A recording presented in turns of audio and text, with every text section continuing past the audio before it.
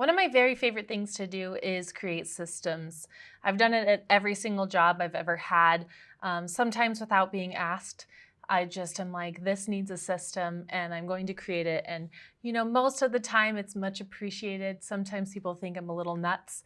But in every instance that it's happened, it has helped me and my coworkers do a better job. Systems are the key that makes the world go round, and they're also, in fact, the key to putting out hundreds of pieces of content a month. So let's talk about how you can get prepped and organized before you ever start filming for your YouTube channel.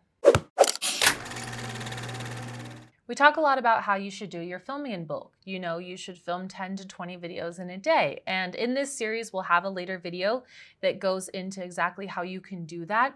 But if you're going to do filming in bulk, why not prep in bulk as well? So let's talk about how we do that. For starters, what we do is we go in and do keyword research. Spend a few hours finding all of the titles that we want to do. We have an entire list of, 50 to 100 titles at a time that we can pull from. So when I say, okay, Friday the 12th, I am going to have a filming day. I need to do some prep.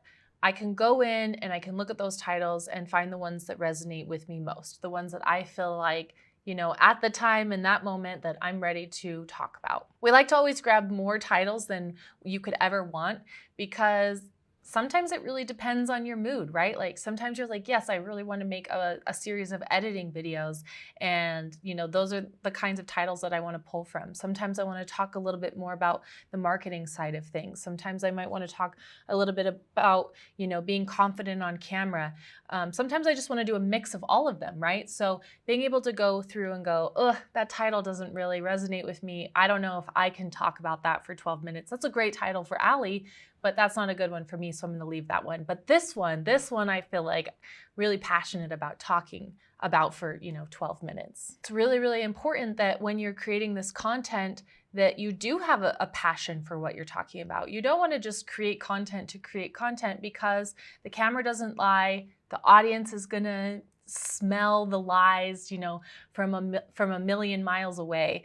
So if you don't know what you're talking about, don't pick that title. Pick a different title. There's hundreds of thousands of titles going around. So again, go through, find a bunch that makes sense in your niche, and then pick the ones that resonate with you most. Set aside that time to prep. Say, okay, I'm going to take this 2 hours and I'm going to sit down and I'm going to write out my outlines. Now, you might be thinking, if I'm creating 20 videos and I have to write 20 scripts, that's going to take me all day long. The trick is that we don't want you to create scripts. We want you to create outlines. It's going to be a lot easier, especially when you're trying to create this much content. And B, it's going to be a lot more conversational. It's going to be a lot more authentic. If you're trying to memorize lines or you wrote it a certain way and you're like, man, that sounded really good, and then you can't get it out because sometimes writing sounds different than speaking, then you're kind of pigeonholing yourself into a problem if you overscript your outlines for YouTube videos. What we suggest is that you maybe script out to a point your intro, because that's the most important part. It's where you're going to hook people. It's where you want to be the most interesting, and you have 7 to 15 seconds to grab them. And if you don't, they're going to leave your video and probably never come back. So maybe take a little bit more time to think out exactly what you want to say for that intro without being too scripted. And then you just want to give yourself bullet points, some ideas of some different things you want to talk about, remembering that you're the expert in whatever it is that you're talking about, so it's not like you need to know word for word. I always find it really funny when we get a new client and they're kind of panicking, like, oh no, I need a script, like I'm never going to be able to get through this. And then normally day one, they have these really, really long scripts. They've over outlined everything. They come in and the day's a little bit more difficult because they're like, I can't get through this. And they start and stop and start and stop and start and stop, And then no matter how many times we tell them, like, don't script your scripts, some people just do it anyway because that's what they think that is going to be most comfortable, and that's perfectly fine, right? Like, showing up for your first filming day can sometimes be really scary. So you're going to do whatever it is that you're going to do to try to make it as comfortable for yourself as possible. But normally, about a quarter of the way through the day, they're like, I don't need these scripts. And they just start looking kind of at an idea of what they wanted to say, and they go off the cuff, and the videos just keep getting better and better and better.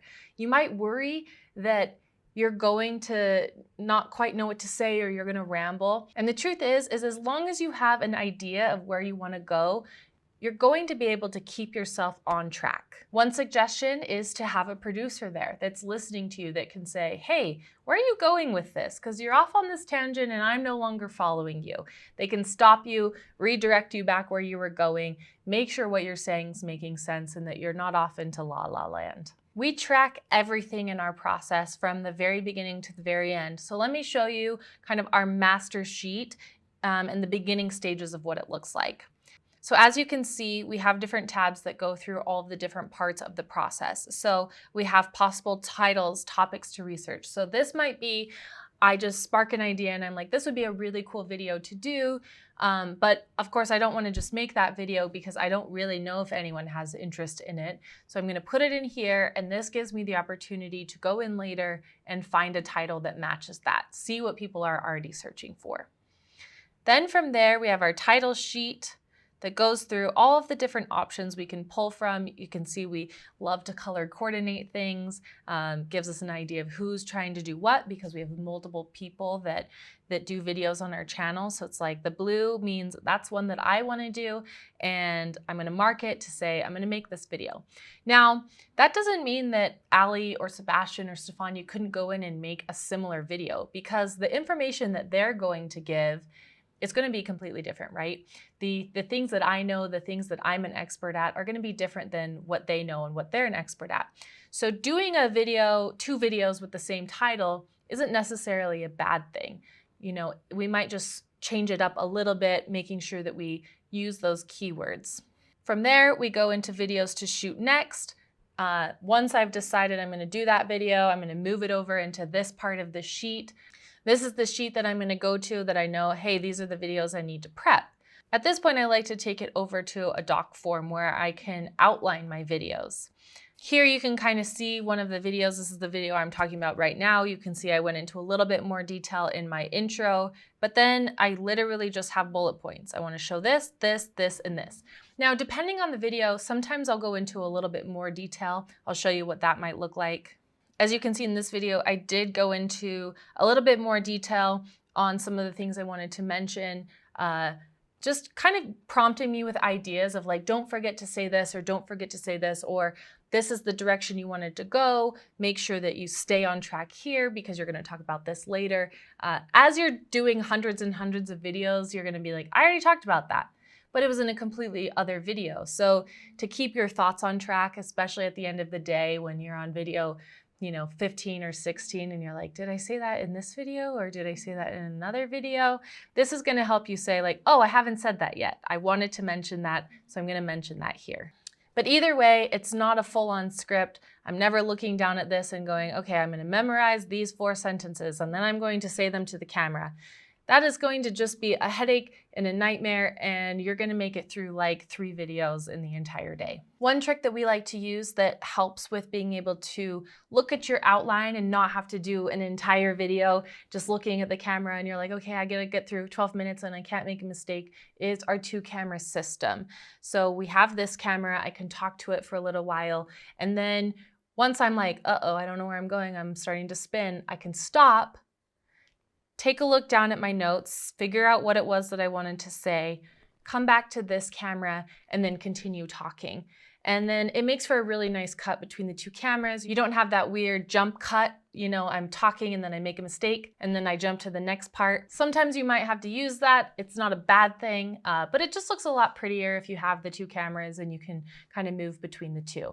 One thing to note about that is a lot of times when people first do the 2-camera system, they do this because they're not quite sure, who do I look at? Just make sure that you talk to one camera for a decent amount of time, and then you're going to move over to this one for a decent amount of time. Think of it as you're at a table with 3 people, you're having a conversation, and you don't want to leave anybody out, but you don't want to be darting between the 2 people. This would be really uncomfortable at lunch. One other thing to note, that's a really common mistake with the 2-camera system, is that people will be finishing what they're saying and then they'll look down at their notes. Make sure that when you finish what you're saying, that you pause for a second, then look down. It'll make things a lot easier for the editor, and it will make for a much smoother transition as opposed to having you doing this as you're looking up and down. It'll just look a lot better overall. The last thing I would suggest is that you just collect anything that you're going to need before you start filming. So sometimes I'll know that I'm going to cut to certain B-roll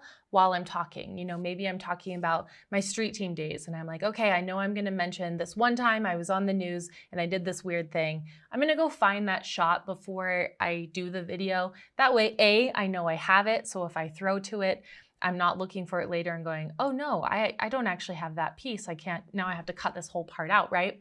And B, once you sit down for the edit, it's just gonna help you move through things a lot faster because you're not gonna be like, okay, I gotta stop editing and I gotta go spend 15 minutes looking for this piece of footage that I know I have. Let's say that you have a specific thumbnail title that you wanna do and you're like, oh, it'd be really cool if I had this prop with me in the thumbnail. Gather all of those things beforehand. Of course, while you're on set, you might spark some ideas that you didn't have in pre-production, and that's totally okay as well. But anything that you can do beforehand. In this series, I'm going to be showing you a lot of different screen recordings of the Google Sheets and the docs that I use, showing you Premiere projects, showing you how I structure my files. So I made sure that I had all of that ready to go before I ever started filming so that I'm not in the middle of the video trying to gather things and get things together and then I lose track of what I was trying to say, or it just takes away that brain power that you have. And on a filming day, you definitely want all the brain power you can get. In the next video in this series, I'm going to go through how we shoot 10 to 20 videos in a day, keeping it really simple, giving you all of our best tips on how you can do that too. Make sure that you subscribe for more. We are your video allies. You've got this, we've got your back, and we cannot wait to see what kind of content you create.